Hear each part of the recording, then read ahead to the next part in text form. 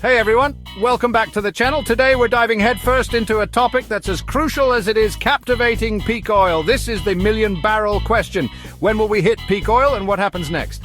For decades, oil has been the lifeblood of modern civilization, fueling our cars, powering our industries, and shaping the geopolitical landscape. But what happens when this finite resource starts to dwindle? What happens when we pass the point of no return? Let's dig into it. Okay, first things first, what exactly peak oil? Imagine a bell curve. That's basically the story of oil production. It rises, reaches a peak, and then inevitably declines. Peak oil is that point at the very top of the curve, the moment when we're pumping out more oil than we ever will again. After that, it's a downward slope, folks. No more climbing. Now, this isn't some wacky conspiracy theory. It's basic geology. Oil is a finite resource, and like any finite resource, it will eventually run out.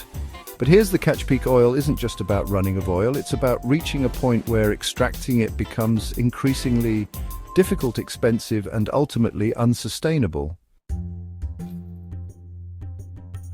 The million-dollar question, or should I say the trillion-barrel question. When will this peak oil actually happen? Well, if it were as simple as looking at a calendar, we wouldn't be having this conversation.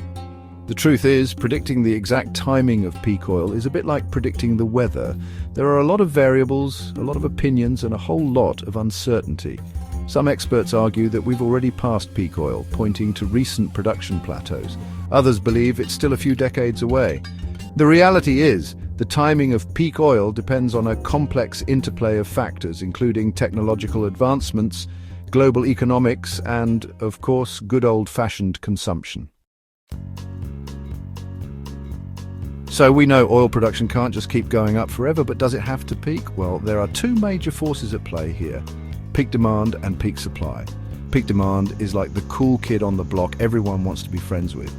It's the idea that as we transition to cleaner, more sustainable energy sources, think electric vehicles, solar power, wind energy, the world's thirst for oil will eventually start to decrease. Then there's peak supply, the old-timer who's seen it all. This is about the physical limitations of oil extraction. As we deplete the easily accessible reserves, we're forced to go after the harder-to-reach stuff. Think deep water drilling, oil sands, you name it. The problem is this kind of extraction is expensive, folks, really expensive. And eventually it becomes economically unfeasible to keep pumping. Fasten your seatbelts, everyone, because the ride might get a little bumpy. The post-peak oil world presents us with a mixed bag of challenges and opportunities. First off, brace yourselves for price volatility.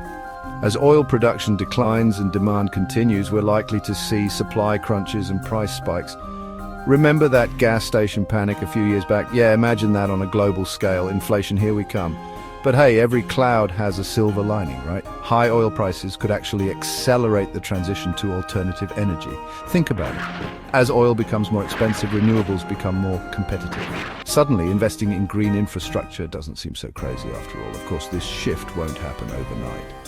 We're talking about a massive economic reshuffling. Oil exporting nations might find their revenue streams drying up, while import-dependent countries could actually benefit. Talk about a geopolitical shakeup.